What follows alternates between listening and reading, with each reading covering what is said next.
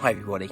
So just over a week ago you guys gave me a bit of a challenge, either unemployment or miracles, and by a very thin margin you chose miracles. I do not like to offend people's religious belief or political beliefs, so I want to apologise in advance if any of you do have religious sensibilities, and I know that some of my followers do.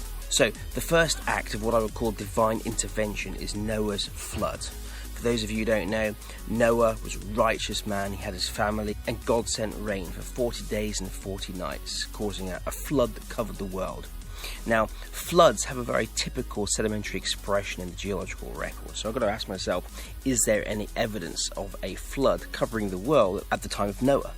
And unfortunately the answer is no, there is no evidence for that whatsoever. However, it's important to understand that when we say world in the Old Testament, we're referring to the known world, what was known back then. Greece, Turkey, a bit of Europe perhaps, what we now know as Iran, Iraq, Sinai, Syria and Egypt.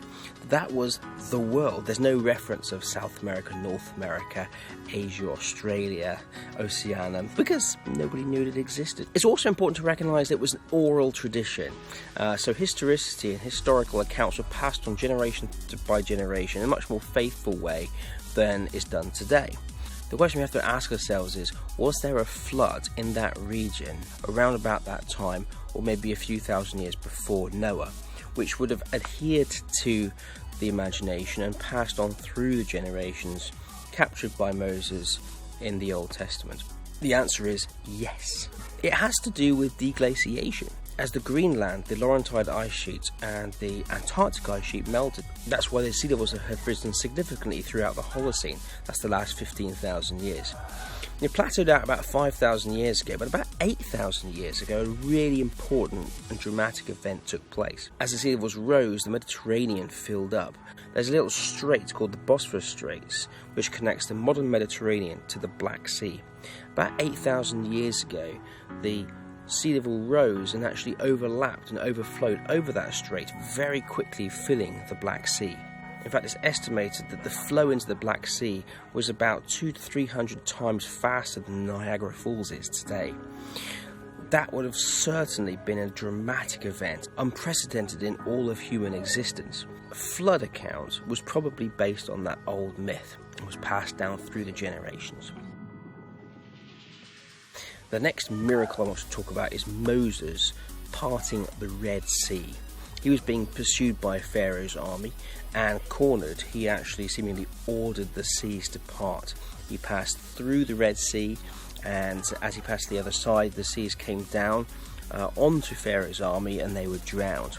Now, there are certain things here which need to be addressed. First is the translation issue. It was written, the Old Testament, in Hebrew.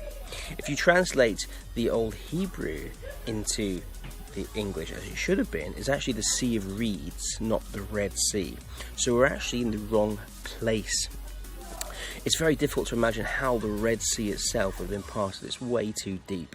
The Reed Sea, however, can refer to two possible locations. Either the River Nile, which could be quite shallow in places, or a lake, or a corner of a lake, which is near the Suez Canal. Scientists have undertaken serious experiments in fluid dynamics and actually been able to simulate that if you have a very strong gale force east wind, about 63 miles per hour, you actually be able to push the water back so much that it would expose the bed of a river and would allow the passage of people. And it's happened before in the past.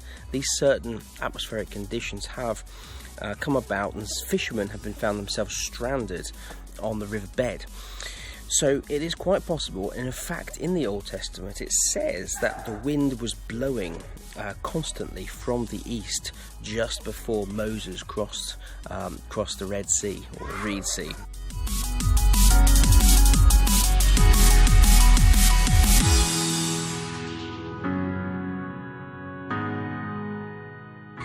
Third, I want to talk about the burning bush.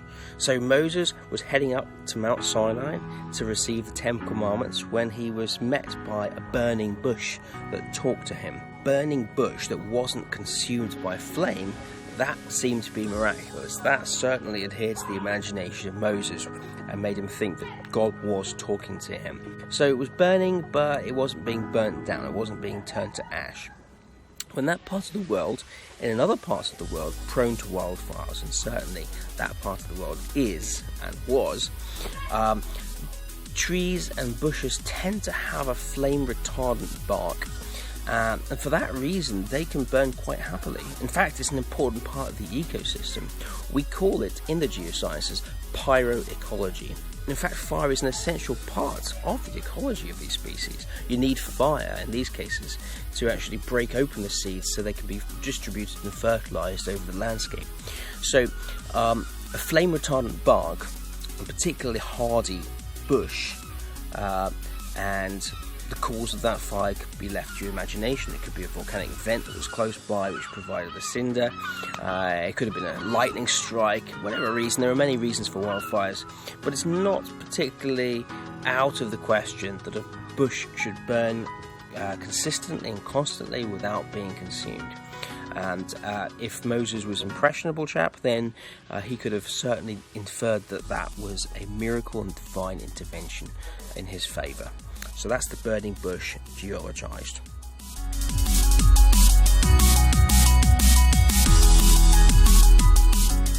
So I'm going to stop there. I've deliberately not gone onto the fields of other religions or the New Testament of the Christian faith, because I understand that the acts of Jesus are fundamental to the beliefs of many people. I really do not like upsetting people, but you guys told me I had to do it, so I'm doing it. The whole point of Geologize is to transmit geoscience content in a fun way that people can understand. And religion is such a big part of human nature that it's useful to piggyback on that in order to teach you something about the earth. So we've learned about deglaciation. We've learnt about flooding, we've learnt about pyro ecology and possible reasons for fire. We've learnt about atmospheric phenomenon and the pushing apart of water and how that can happen. All this kind of rich science coming out of religious stories. So for me, I think that I've successfully, and I hope you agree, geologized miracles.